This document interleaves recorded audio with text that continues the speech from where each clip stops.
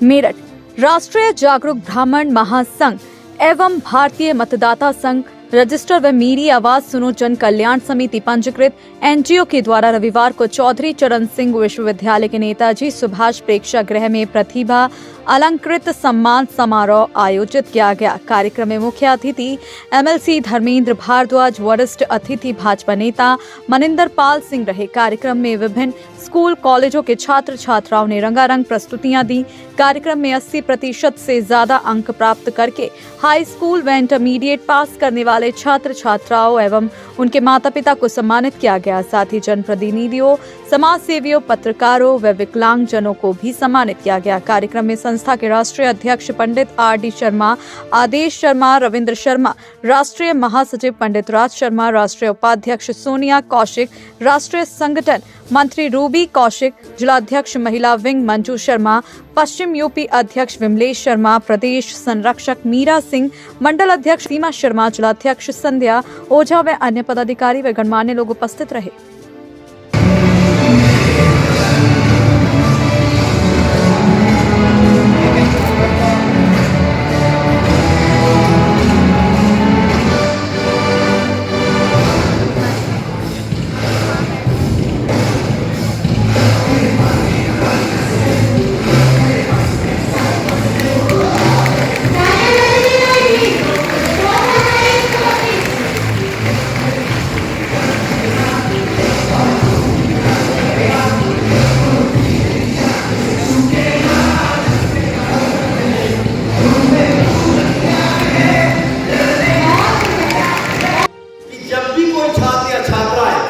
किसी काम को करने के लिए सोचते हैं या विचार करते हैं और उनके साथ साथ उन्हें अगर कोई किसी व्यक्ति का आशीर्वाद प्राप्त होता है तो वो आगे बढ़ने का काम करता है।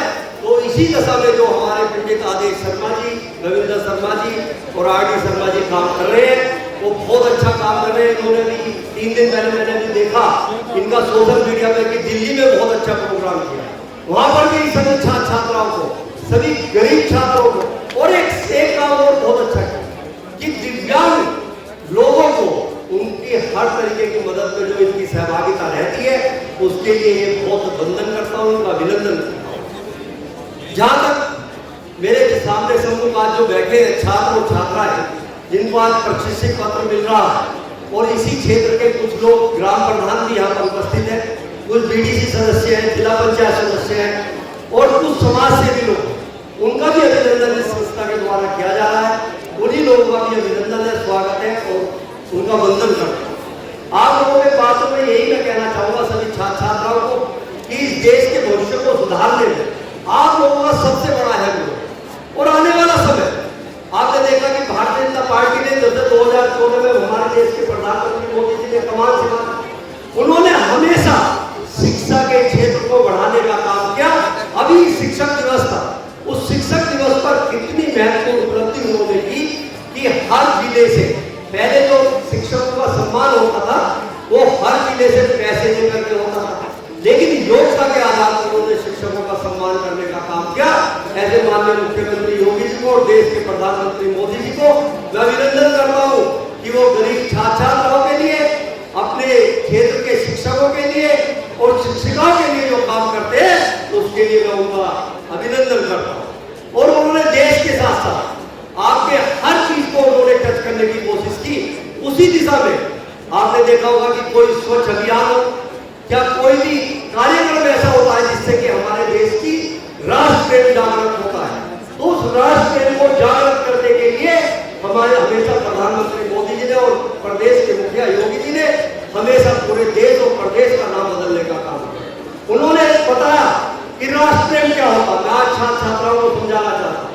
छात्राओं को उन्होंने मैसेज दिया, जब सबसे पहले प्रधानमंत्री मोदी जी ने शपथ ग्रहण करी तो सबसे पहले अपने माता के पास गए और माता के चरण छुए, उसे राष्ट्र प्रेम कहते हैं।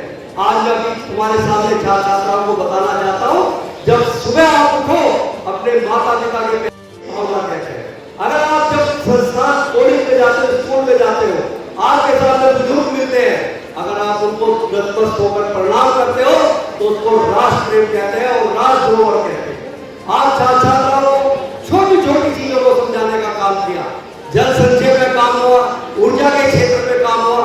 उन्होंने ये भी बताया कि अगर जल का संचय करेंगे, जल का निकास रोकेंगे, जल को वेस्ट नहीं करोगे तो उसको भी राष्ट्र प्रेम कहते हैं। अगर आपने देखा कि कोई कमरे में पंखा चल रहा है, पंखा बंद कर दिया, उससे ऊर्जा की बचत हो रही है, इसको भी राष्ट्र प्रेम कहते हैं। ऐसे बहुत सारे काम माननीय प्रधानमंत्री मोदी जी ने करे जिनमें कोई पैसे का इन्वेस्टमेंट नहीं हुआ, लेकिन वो देश को आगे बढ़ाने का काम करते हैं। इसी दिशा में जब उन्होंने कहा कि स्वच्छ भारत अभियान हमारे देश में चलेगा, तो लोगों ने कहा कि स्वच्छ भारत अभियान क्या चलेगा। उन्होंने झाड़ू लगाने का काम किया, उससे बताया कि अगर स्वच्छता होगी तो हमारे देश में बीमारियां खत्म होंगी, हमारे देश में बीमारियां खत्म होगी, हमारा देश विश्व गुरु बनने की तरफ काम करेगा।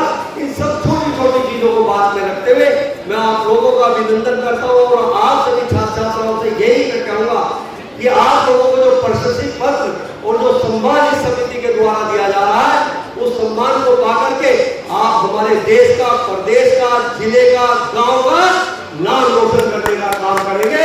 मेरी यही शुभकामनाएं हैं और आपके उज्जवल भविष्य को मैं आपको बधाई देता हूं कि आपका उज्जवल भविष्य हो। कोई आईएएस बने, कोई पीसीएस बने, कोई किसी क्षेत्र में जाए, कोई बिजनेस करे, कोई आत्मनिर्भर भारत के तहत कोई भी काम करे, देश का नाम रोशन करे।